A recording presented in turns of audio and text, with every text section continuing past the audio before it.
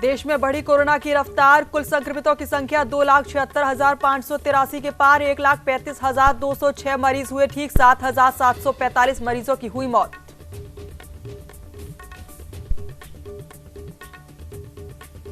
Delhi NCR में तेज हवा के साथ हुई बारिश। बिहार झारखंड में अभी बारिश की संभावना। लोगों को भारी गर्मी से मिली राहत।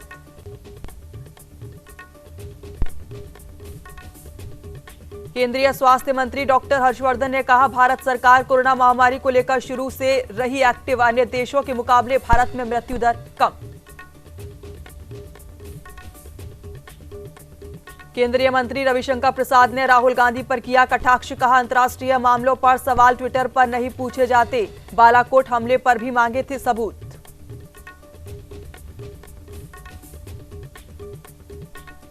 दिल्ली के सीएम अरविंद केजरीवाल ने दिया बयान। कहा, 31 जुलाई तक दिल्ली में कोरोना के होंगे 5.32 लाख केस। हमें ज्यादा सतर्क रहने की जरूरत।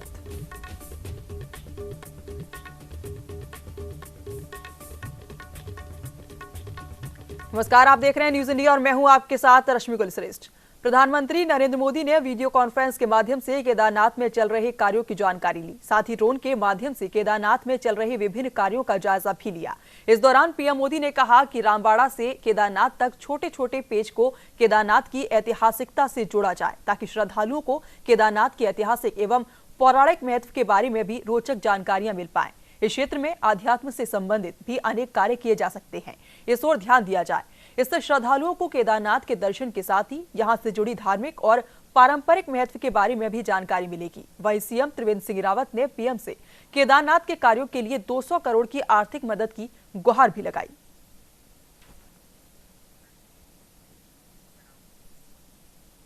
उत्तराखंड में रिस्पना और बिंदाल नदियों की सूरत अब जल्द बदलने वाली है। नमामि गंगा परियोजना के तहत रिस्पना और बिंदाल नदियों में गिर रहे सीवरेज और गंदे नालों के निस्तारण के मद्देनजर 60 करोड़ की परियोजना का जिम्मा उत्तराखंड पेयजल निगम को सौंपा गया है। वह इस योजना के तहत हो रहे काम को लेकर न्यूज इंडिया संवाददाता नितिन सिंह ने पेयजल विभाग के मुख्य अभियंता वीसी पुरोहित से खास बातचीत की।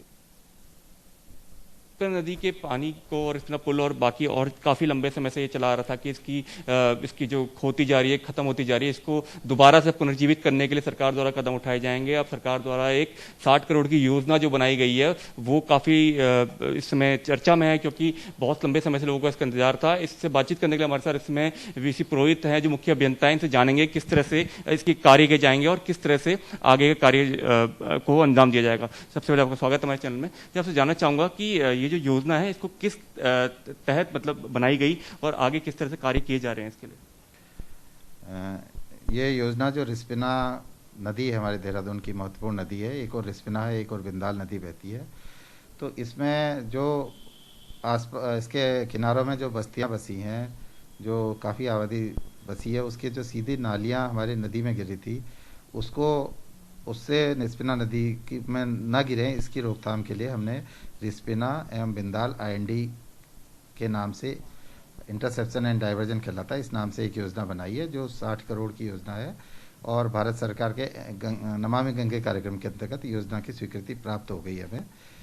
इस योजना में जो रिस्पना आपने देखा होगा, रिस्पना हमारा जो मोथरवाला में ट्रीटमेंट प्लांट है, सीवेज ट्रीटमेंट प्लांट, उससे अप स्ट्रीम में जो शहर के बीच में जो भी रिस्पना नदी है, हमारी एक लाइन इसमें सीवर लाइन पहले से बिछी हुई है 13वें वित्त आयोग के अंतर्गत। इस योजना में जो घर बने हुए हैं, अगल बगल में घर या बस्तियां हैं, उनसे जो नालियां सीधे नदी में गिर रही हैं उनको टैप करके और उस लाइन सीवर लाइन में जोड़ेंगे, जिससे कि वो जो सीधे जो घरों से नदी में पानी बहता वो रुक जाएगा और सीवर लाइन होते हुए पानी मोथरवाला ट्रीटमेंट प्लांट पर पहुँच जाएगा। इसलिए लिया है। इसके अतिरिक्त जो मोथरावाला में हमारा ट्रीटमेंट प्लांट है, वहाँ पर भी हम एक इंटरसेप्शन डाइवर्जन यूनिट बनाएंगे, जिससे कि जो पानी वहाँ पर गंदा पानी जो भी बचेगा आएगा गंदा पानी जो नदी में बह रहा है उसको उठा के हम अपने ट्रीटमेंट प्लांट पे लेंगे और साफ़ करने के बाद फिर नदी में छोड़ देंगे। इसी प्रकार हमारा बिंदाल में भी, चूँकि बिंदाल में पूरा कनेक्शन का हम नहीं करेंगे, लेकिन जो 68 MLD STP है हमारा कारगी पर, वहाँ पर हम ND वर्क करके उसका गंदा पानी भी ट्रीटमेंट में लेंगे और ट्रीटमेंट में प्लांट साफ़ करने के बाद फिर उसी नदी में छोड़ देंगे, जिससे कि नदी में डाउन स्ट्रीम में बिल्कुल साफ़ पानी रहेगा। सर ये भी जानना चाहूँगा कि जो प्लान है ये कब से इसकी शुरुआत हो चुकी है और क्या क्या कार्यों को अंजाम दिया जाएगा आने वाले समय में? इस योजना की स्वीकृति हमें प्राप्त हो गई थी नमामि गंगे कार्यक्रम के अंतर्गत, और इसकी निविदा आमंत्रित करने के बाद मार्च में निविदा भी स्वीकृत हो गई थी और इस बीच में लॉकडाउन रहा। अब इसका अनुबंध भी बन चुका और जो कॉन्ट्रैक्टर हैं, जो फर्म है, उसको डेट ऑफ स्टार्ट दी गई, उसने अपना सर्वेक्षण और थोड़ा काम शुरू कर दिया। एक महीने के अंदर ये मुझे लगता है कि फिजिकल काम भी स्टार्ट हो जाएगा। तो ये थे वीसी पुरोहित जो कि मुख्य अभियंता है, जिन्होंने हमें बताया कि किस तरह से इस योजना को अंजाम दिया जाएगा और किस तरह से जो नालियां जो बहती हैं वहाँ पे जो बस्तियां हैं उनसे आती हैं उनको किस तरह टैप किया जाएगा ताकि इस कार्य को ठीक तरह से आगे जाकर रिस्पना नदी को और बिंदाल पुल जो है वो नदियों को फिर से पुनर्जीवित किया जाए। अपने कैमरा रिंकू के साथ मैं नितिन सिंह, न्यूज़ इंडिया, देहरादून। एक और जहां सरकार कोरोना से लड़ने की बात पूरी मुस्तैदी से कह रही है, वहीं उत्तराखंड में कोरोना का ग्राफ 1537 तक पहुंच गया है और अभी तक 6 कोरोना संक्रमितों की मौत हो गई है। तो वहीं बुधवार को गाजियाबाद निवासी कोविड-19 के एक मरीज की मौत हो गई। हालांकि सभी मौतों में एम्स प्रशासन मृतकों को पूर्व से ग्रसित बीमारी का होना बता रहा है। 24 घंटों में एम्स ऋषिकेश में एक 48 मरीज की मृत्यु हुई है। ये व्यक्ति नजीबाबाद बिजनौर के रहने वाले थे। यह 7 जून को हमारे पास सांस लेने में अत्यधिक तकलीफ के कारण भर्ती हुए थे। भर्ती होते ही इमरजेंसी डिपार्टमेंट में इनको इंट्यूबेट कर दिया गया था और वेंटिलेटर पर डाल दिया गया था। इनको निमोनिया विद ARDS था, जिसकी डायग्नोसिस हम लोगों ने टेस्ट के बाद कंफर्म की थी। यह व्यक्ति पहले से ही हृदय रोग से ग्रसित थे। इन्हें हाइपरटेंशन एवं CHF कंजेस्टिव हार्ट फेलियर की बीमारी पहले से ही थी।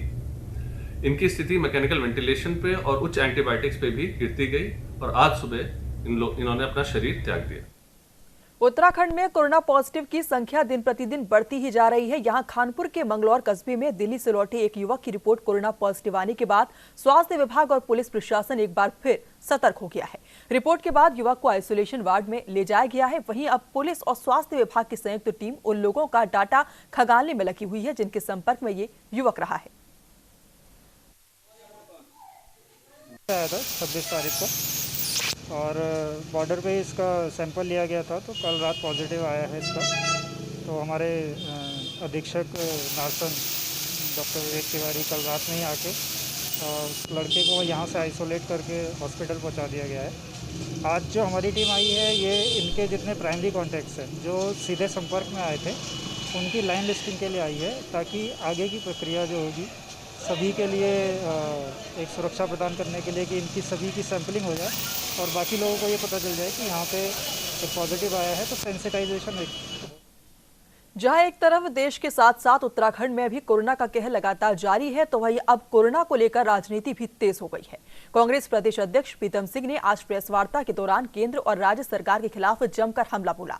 प्रीतम सिंह ने सरकार पर निशाना साधते हुए कहा कि सरकार कोरोना पर लोगों के दर्द से अनजान है, लेकिन वर्चुअल रैलियों पर पूरा ध्यान दे रही है। एक और चीन जो है हमारी सीमाओं में अतिक्रमण करने का काम कर रहा है। लाल आंखें गायब है। नेपाल ने जो नक्शा सदन के अंदर रखने का काम किया है, उस पर चर्चा हो रही है, उस पर सरकार का ध्यान नहीं है। कोरोना की महामारी से कैसे सरकार लड़े, क्या उपाय सरकार इसके लिए करे, इस ओर ध्यान नहीं है। सरकार का ध्यान वर्चुअल रैलियों पर केंद्रित है। क्या संदेश देना चाह रहे हैं? उत्तराखंड में बीजेपी प्रदेश कार्यकारिणी सदस्य गोपाल रावत की मां के निधन पर सांसद अजय भट्ट शोक जताने नैनीताल पहुंचे। इस दौरान पत्रकारों से बात करते हुए उन्होंने गैरसैंण को ग्रीष्मकालीन राजधानी बनाना बीजेपी सरकार की ऐतिहासिक पहल बताया। आज 20 लाख करोड़ का इस समय पैकेज दिया है वो ऐतिहासिक पैकेज है। और तो और जो मजदूर आए हैं, जो अभी मजदूर अपने अपने घरों को आए हैं, उन मजदूर भाइयों के लिए भी इस पैकेज के अंतर्गत सारी व्यवस्थाएं करी हैं, उनको भी देने का प्रबंध किया है। MSME जो उद्योग बैठ गए थे, छोटे मझले और जो कुटीर, इन सब के लिए व्यवस्था की है, बड़े उद्योगों के लिए व्यवस्था की है, मध्यम वर्ग के लोगों के लिए की है, विकलांगों के लिए, वृद्धों के लिए, विधवाओं के लिए, हर एक के लिए। और मनरेगा में तो इस समय ऐतिहासिक काम होंगे, जिनके जॉब कार्ड बने नहीं हैं उनके लिए भी प्रोविजन किया है। तो ऐसा प्रधानमंत्री कोई हो नहीं सकता जो इतने निचले स्तर तक सोचता हो। उन्होंने कहा सिर्फ और सिर्फ हम लोगों को बचाना चाहते हैं। इस समय लॉस जो हो रहा है उसकी परवाह नहीं, ये तो देखा जाएगा। जीवन बचेगा तो सब कुछ हम कमा भी लेंगे, देश को भी आगे ले जाएंगे। प्रदेश में कोरोना का कहर लगातार जारी है। ऐसे में कोरोना पॉजिटिव मरीज लापता होने से पुलिस प्रशासन और स्वास्थ्य महकमे में हड़कंप मच गया है। फिलहाल पुलिस मरीज की तलाश कर रही है और उसके परिजनों से संपर्क कर जानकारी जुटाई जा रही है। दरअसल 29 मई को दिल्ली से रुड़की लौटे एक व्यक्ति का नारसन बॉर्डर पर कोरोना टेस्ट किया गया था और उसके बाद उसे होम क्वारंटीन कर दिया गया था। तो वही रिपोर्ट पॉजिटिव आने के बाद जब पुलिस और स्वास्थ्य विभाग की टीम बताए एड्रेस पर पहुंची तो वो व्यक्ति वहां मौजूद नहीं मिला। क्षेत्र अंतर्गत एक कोरोना संक्रमित व्यक्ति की पुष्टि होने पर उसके पते पर जब पुलिस और स्वास्थ्य विभाग की टीम गई तो उक्त व्यक्ति अपने पते पर उपस्थित नहीं पाया गया। जो उसके द्वारा कॉन्टैक्ट नंबर दिया गया है वो नंबर भी स्विच ऑफ आ रहा है और जानकारी जुटाई गई है तथा फिरोजाबाद स्थित उसके परिजनों से संपर्क किया गया है। उसके सुपुत्र और उसकी सुपुत्री को इस संबंध में अवगत करा दिया गया है कि वो अपने पिता को तत्काल संपर्क करें और उन्हें अवगत कराएं कि वे जहां कहीं भी हों तत्काल नज़दीकी चौकी, थाने या 112 नंबर पर कॉल करके अपने जहां भी वो उपस्थित हैं उस स्थान की जानकारी दें और अपने उपचार में पुलिस, स्वास्थ्य विभाग और प्रशासन का सहयोग करें। वन एवं पर्यावरण सौंदर्य के रूप में जाने जाने वाला उत्तराखंड राज्य देश की पहचान है। आपको बता दें कि आज प्रदेश के हरिद्वार जिले में एक शवदाह गृह है और वो भी करीब 2 दशक से अधिक समय से बंद पड़ा है। शमशान घाट की संचालक कमेटी तो दूर सरकार ने भी इसकी पैरवी नहीं की है। आने वाले समय में आवश्यकता जो है कि होना चाहिए, क्योंकि आजकल लकड़ियों का पर्यावरण बहुत कम हो रहा है। लकड़ी ना तो पेड़ की व्यवस्था हो पा रही और लकड़ी की व्यवस्था भी नहीं हो पा रही। जब लॉकडाउन में इतनी व्यवस्था है कि ना तो पेड़ की लकड़ी आ पाई, ना कटान हो पाया यहाँ पे, तो सबों के लिए ये लकड़ी 3 क्विंटल तो चाहिए मिनिमम। अब 5-6 बॉडी आएंगे तो कम से कम काफ़ी क्विंटल लकड़ी चाहिए। तो व्यवस्था कहाँ से होगी उसकी? तो इसके लिए लगना चाहिए। यहाँ पे आने वाले समय में आवश्यकता है, उसकी करना पड़ेगा सरकार को, इस पर ठोस कदम उठाना पड़ेगा। उत्तराखंड काठगोदाम पतलोट मोटर मार्ग को दुरुस्त किए जाने की मांग को लेकर भीमताल का पूर्व विधायक दान सिंह भंडारी के नेतृत्व में क्षेत्रवासियों ने मोर्चा खोल दिया। नैनीताल की तलीताल स्थित गांधी चौक के समीप धरना प्रदर्शन किया और सरकार विरोधी नारे लगाए। साथ ही कुमाऊं कमिश्नर को ज्ञापन सौंपा गया।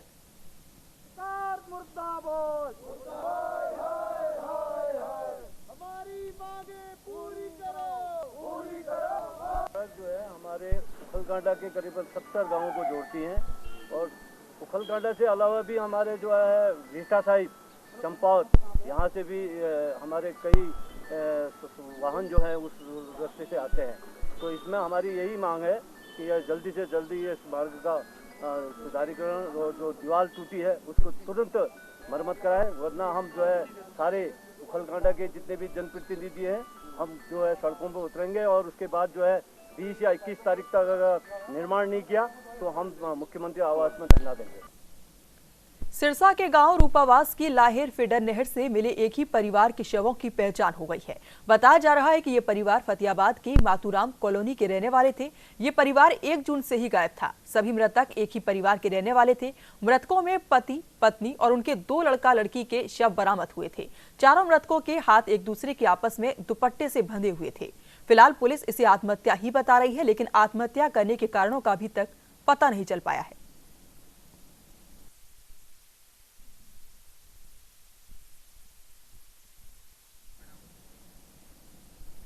अंबाला में कोरोना के मामले लगातार रफ्तार पकड़ रहे हैं, जहां अंबाला में कोरोना के 10 नए मामले सामने आए हैं, जिसके चलते अंबाला में कोरोना एक्टिव केसों की संख्या 66 पर पहुंच गई है और वहीं अब तक 121 मामले कोरोना के सामने आ चुके हैं।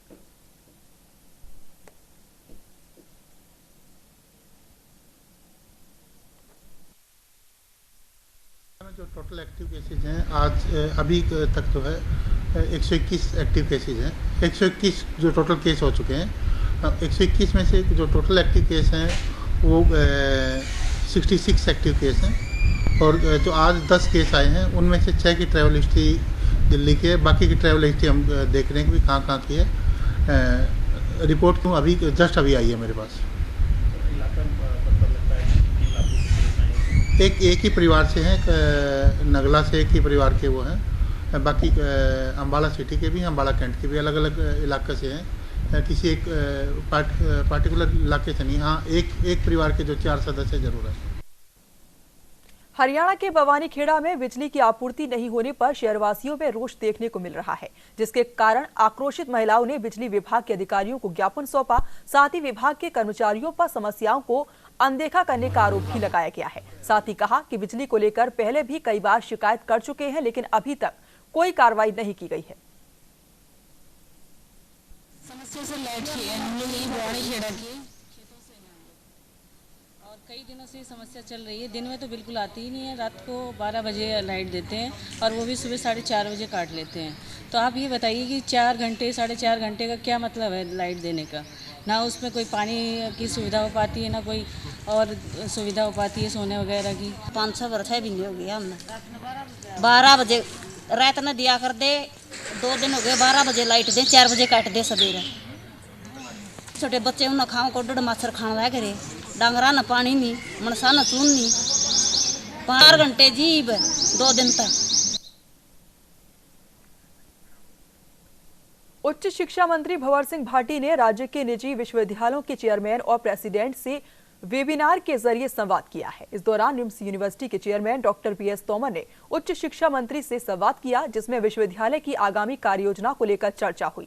हायर एजुकेशन के क्षेत्र में शिक्षा को आगे बढ़ाने और कार्य योजनाओं को सफल बनाने को लेकर डॉक्टर PS तोमर ने सुझाव दिए। साथ ही उच्च शिक्षा मंत्री भंवर सिंह भाटी ने निम्स यूनिवर्सिटी ग्रुप के निम्स अस्पताल समेत विभिन्न विश्वविद्यालय के अस्पताल को धन्यवाद दिया कि उन्होंने कोरोना के दौरान कोरोना मरीजों का इलाज कर सरकार का सहयोग किया है। इस दौरान डॉक्टर PS तोमर ने एजुकेशन को बढ़ावा देने के लिए तमाम सुझाव दिए। इस पर उच्च शिक्षा मंत्री भंवर सिंह भाटी ने डॉक्टर PS तोमर के सुझावों की सराहना की।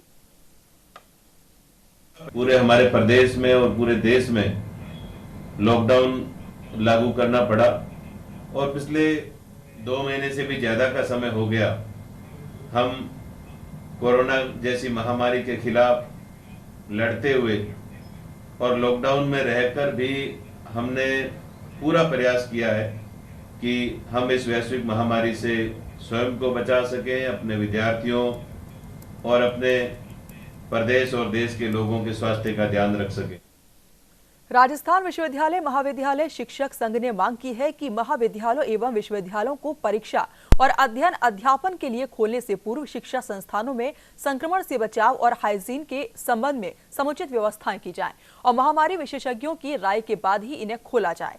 रूकटा की तरफ से राज्यपाल एवं समस्त कुलपतियों को भेजे गए पत्र के बारे में जानकारी देते हुए प्रदेश अध्यक्ष डॉक्टर दिग्विजय सिंह शेखावत ने कहा कि राज्य सरकार ने 16 जून से उच्च शिक्षा संस्थानों को प्रवेश और अन्य कार्यों के लिए खोलने और जुलाई के दूसरे सप्ताह में परीक्षा करवाने का मंतव्य प्रकट किया है। वहीं प्रदेश महामंत्री डॉक्टर नारायण लाल गुप्ता ने कहा कि कई महाविद्यालयों में शैक्षणिक स्टाफ के लिए हाथ धोने और टॉयलेट की भी पर्याप्त व्यवस्था नहीं है। कुछ महाविद्यालय पंचायत भवन और स्कूलों के अस्थायी भवनों में चल रहे हैं, जहां वेंटिलेशन और अन्य सुविधाओं की बहुत कमी है। 16 जून से कॉलेजेस को एडमिशन और बाकी कामों के लिए खोलने और जुलाई के 2nd वीक से एग्जाम कराने का मंतव्य प्रकट किया है। इस संबंध में रुकटा राष्ट्रीय का कहना यह है कि महाविद्यालयों और विश्वविद्यालयों में संक्रमण से बचाव के लिए और हाइजीन की व्यवस्थाएं पूरी सुनिश्चित करनी पड़ेगी। एक स्ट्रिक्ट गाइडलाइन जारी करके उसके अनुरूप व्यवस्थाएं हो जाए और महामारी के जो पैंडेमिक एक्सपर्ट्स हैं उनकी ओपिनियन के बाद ही खोला जाना चाहिए। इसमें जल्दबाजी नहीं करना चाहिए, क्योंकि शिक्षकों और विद्यार्थियों के सार्वजनिक स्वास्थ्य से जुड़ा हुआ बहुत संवेदनशील मसला है। राजस्थान के उप मुख्यमंत्री सचिन पायलट ने कहा कि कोरोना महामारी के दौरान लॉकडाउन के कारण प्रदेश में रुके सड़क विकास के कार्य फिर से शुरू हो गए हैं। सार्वजनिक निर्माण विभाग की ओर से कराए जा रहे सड़क विकास और अन्य कार्यों में से प्रदेश भर में वर्तमान में 19,000 से अधिक श्रमिकों को रोजगार उपलब्ध कराया जा चुका है। उन्होंने कहा कि श्रमिकों को राहत देना हमारा प्रमुख लक्ष्य है।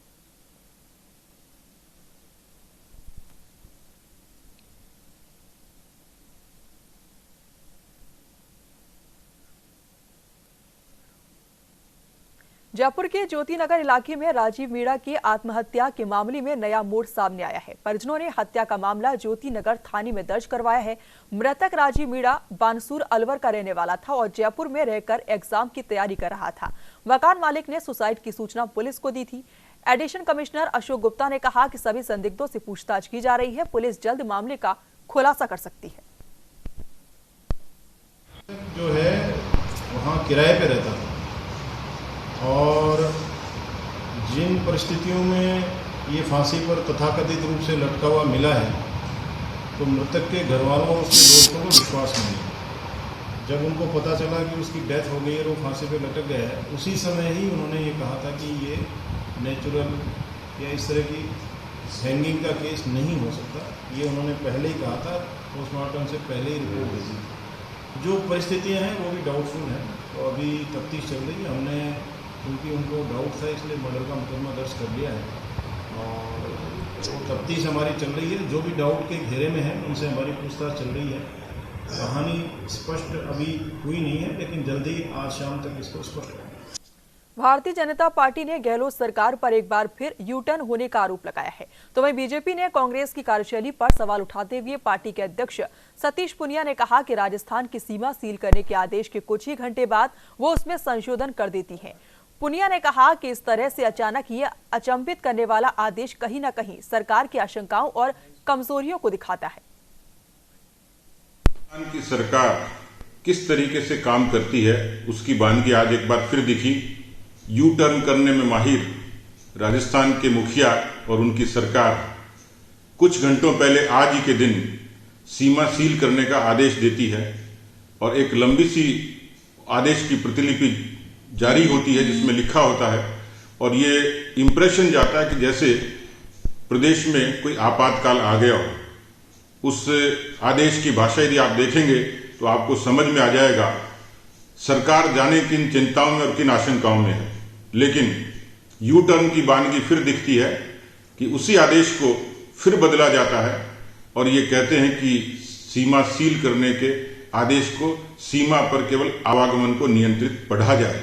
मुझे लगता है कि इस तरीके से अचानक ये अचंभित करने वाला आदेश कहीं न कहीं सरकार की आशंकाओं से, कमजोरियों से निश्चित रूप से उसका प्रभाव इस पर दिखता है। राजस्थान के चिकित्सा और स्वास्थ्य मंत्री डॉक्टर रघु शर्मा ने फूड सेफ्टी मोबाइल वैन को हरी झंडी दिखाकर रवाना किया। ये वैन विभिन्न स्थानों पर जाकर फूड सैंपल्स कलेक्ट करेगी और उनकी जांच कर रिपोर्ट देगी। मिलावटी और नकली खाद्य पदार्थ, मावा, पनीर, दूध, मसाले, घी, तेल सहित अन्य आइटम्स की मौके पर ही जांच की जाएगी। उपभोक्ताओं के हितों की रक्षा और आमजन के स्वास्थ्य की सुरक्षा की दिशा में ये मोबाइल वैन बड़ी भूमिका निभाएगी।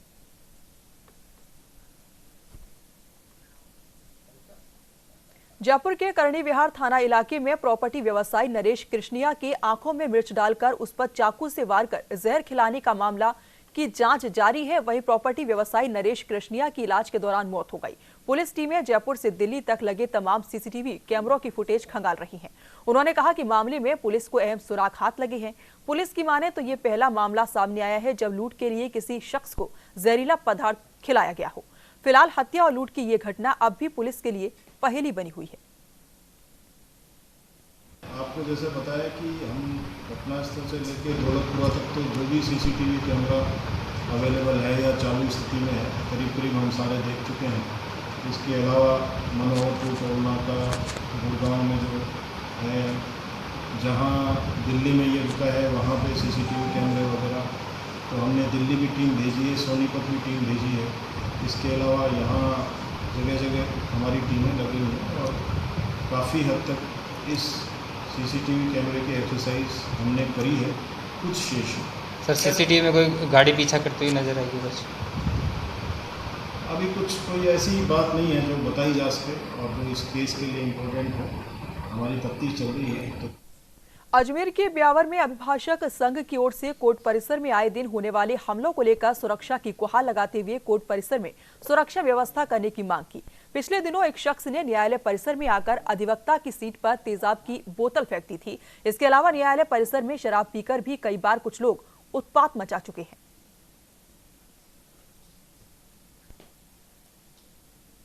अजमेर के सरवाड़ में कोरोना पॉजिटिव मिलने के बाद कोठा की तलाई में कर्फ्यू लगा दिया गया। चिकित्सा विभाग की टीम कोठा की तलाई में मौके पर पहुंची और कोरोना पॉजिटिव आए व्यक्ति की हिस्ट्री संभालकर उसके पड़ोसियों की स्क्रीनिंग की गई और उन्हें कोविड-19 की जांच के लिए केकड़ी अस्पताल भिजवा दिया गया। वर्तमान में महात्मा गांधी हॉस्पिटल में है। इसके जो दो मिलने वाले, एक उसका भाई और उसकी बहन, भाई और उसकी वाइफ है, एक नाम सलीम, दूसरी रूबीना, वो भी अभी महात्मा गांधी में है। और बाकी के जो सदस्य हैं जो इनके परिवार के हैं उनको केकड़ी हॉस्पिटल में भेजा गया है सैंपलिंग के लिए। अभी इस टाइम पे हम जो इनके पड़ोस में जो इनकी कॉन्टैक्ट हिस्ट्री जो इनसे जिनकी मुलाकात हुई है उन सबको स्क्रीनिंग करके सैंपलिंग के लिए केकड़ी हॉस्पिटल में भिजवाया जा रहा है। राजस्थान के दौसा में पूर्व केंद्रीय मंत्री और किसान नेता स्वर्गीय राजेश पायलट की पुण्यतिथि को लेकर बांदीकुई विधायक गजराज खटाना ने कलेक्टर और एसपी से चर्चा की। खटाना ने कहा कि भंडाना गांव के पास पायलट स्मारक पर श्रद्धांजलि कार्यक्रम रखा गया है। इस दौरान कोई भीड़ या सभा नहीं जमा की जाएगी। कुछ ही कलेक्टर साहब और एसपी साहब और एडीएम साहब से हम लोग मिलकर आ रहे हैं, तो उन लोगों का खासतौर से ये था कि वहाँ कोई भीड़ इकट्ठी नहीं हो, तो हमने उनको आश्वासित किया है कि इस तरह का कोई प्रोग्राम तो रखा ही नहीं है। इस बार मात्र जो भी अपने व्यक्तिगत रूप से आकर वहाँ श्रद्धांजलि अर्पित करना चाहेंगे, श्रद्धांजलि अर्पित करके तुरंत वो चले जाएंगे। ना कोई भीड़ इकट्ठा होने की बात है, ना कोई कार्यक्रम रखा। कलेक्टर साहब ने इजाज़त? हाँ, वो उसमें तो कोई जब ज़्यादा भीड़ इकट्ठी होनी नहीं है तो उसमें कोई इजाज़त की और बिना इजाज़त की कोई बात ही नहीं है। और ऐसे इंडिविजुअल आकर कोई राजेश पायलट जी की उस पर समाधि पे जो स्मृति स्थल है उस पर कोई पुष्प चढ़ा के जाएगा तो उसको कौन मना कर रहा है। राजस्थान में बढ़ते कोरोना मरीजों को लेकर राजस्थान सरकार ने एक अहम बैठक बुलाई। बैठक में राजस्थान बॉर्डर सीमा को सील करने का निर्णय लिया गया था, लेकिन बाद में ये निर्णय यातायात नियंत्रण में बदल दिया गया। ऐसे में अब बॉर्डर सीमा पर पुलिस के जवान तैनात रहेंगे और यातायात नियंत्रण पर निगरानी रखेंगे। राज्यों से आने वालों को पास होने पर ही एंट्री दी जाएगी। वह राजस्थान के नेशनल हाईवे 27 कस्बा थाना बॉर्डर सीमा पर यातायात नियंत्रण को लेकर कोई भी पुलिसकर्मी तैनात नहीं दिखा और वाहनों की आवाजाही का सिलसिला बदस्तूर जारी रहा।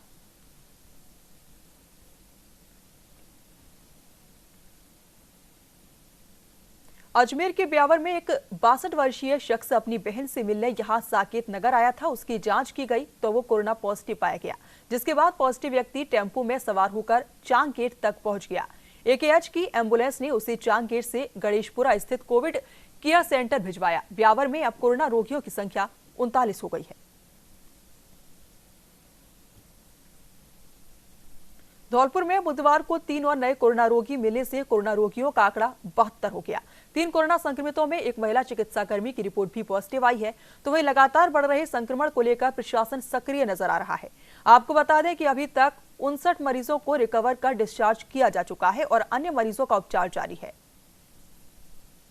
में 2 व्यक्ति और पॉजिटिव आने से टोटल पॉजिटिव की संख्या 66 हो गई जो हमारे यहाँ सैंपल हुए, और जयपुर में जो सैंपल हो गए पॉजिटिव आए वो 6 आए।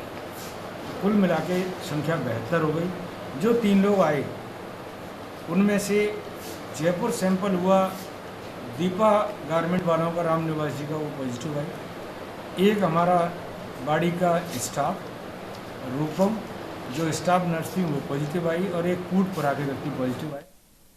बीकानेर के कोयलायत में मनरेगा योजना के तहत करीब 1000 श्रमिक कार्यरत हैं। मनरेगा योजना के तहत कार्य पूरा होने के बाद खुदाई कार्य की दिहाड़ी रेट सिर्फ 70 से 80 या 100 रुपए तक ही चढ़ाई गई है, जिससे श्रमिकों में भारी आक्रोश है। कोरोना काल में रोजगार की एकमात्र जगह मनरेगा ही रही है, क्योंकि फिलहाल सारे कार्य बंद ही पड़े हैं। श्रमिकों ने पंचायत समिति कोयलायत में विरोध प्रदर्शन कर जेईएन को हटाने की मांग की है।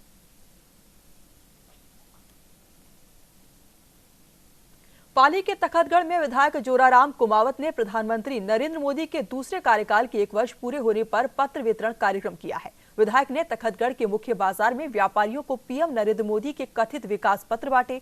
साथ ही सरकार की अब तक की उपलब्धियों के बारे में भी बताया गया।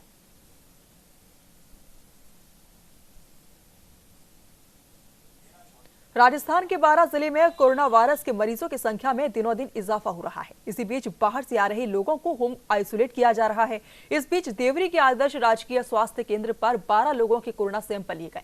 आपको बता दें कि पाजनटोरी गांव में आई पॉजिटिव महिला के संपर्क में आए लोगों के चिकित्सा टीम द्वारा कोरोना सैंपल लिए गए हैं।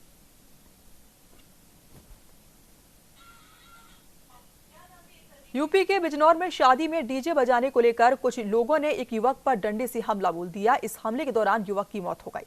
पुलिस ने इस घटना में मुकदमा दर्ज कर आरोपियों की तलाश शुरू कर दी है। थाना नजियाबाद अंतर्गत शादी में डीजे को लेकर के लड़ाई हुई। सब आपस में रिश्तेदार हैं। एक व्यक्ति के सिर में डंडा लगने से उसकी मृत्यु हो गई है। पंचायतनामा पोस्टमार्टम कार्रवाई करा दी गई है। अभियोग पंजीकृत कर लिया गया है। जो भी दोषी होगा उसके खिलाफ कार्रवाई की जाए। राजस्थान के पूर्व पीडब्ल्यूडी मंत्री और डीडवाना के पूर्व विधायक यूनुस खान डीडवाना दौरे पर रहे। इस दौरान उन्होंने राजकीय बांगड़ अस्पताल के चिकित्सकों और स्वास्थ्य कर्मियों के लिए 100 पीपीई किट का वितरण किया। साथ ही 3000 मास्क और सैनिटाइजर सहित अनेक उपकरण भी बांटे।